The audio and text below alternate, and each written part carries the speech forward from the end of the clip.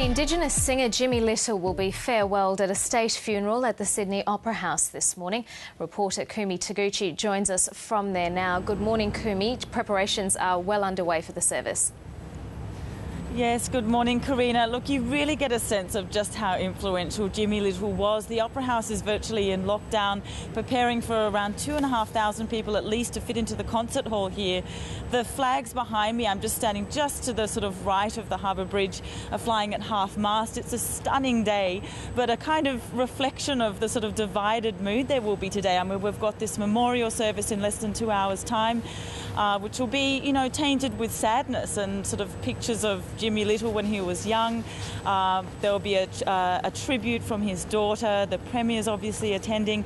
But then tonight, a celebration of his music. So very much a sort of mixed day of celebration for a man who's just been so influential across so many spectrums of Australian life.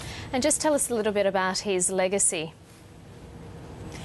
Well, apart from his music, I think the thing that really stands out is his kind of tendrils into so many aspects of life, not only health. He was actually diagnosed with kidney failure a couple of years ago, and that sort of made him start his own foundation. He was very much into Indigenous health. But, you know, you remember that he was born in 1937, so it wasn't until he was about 30 that we had the referendum, the Aboriginal referendum, which removed the word race from the Constitution. So he was very much someone who spanned so many areas of Aboriginal identity and the identity within a sort of white Australia, and managed to do that with grace and dignity and humility, and also managed to sort of get on board his legacy, so many white people in the 60s with his music.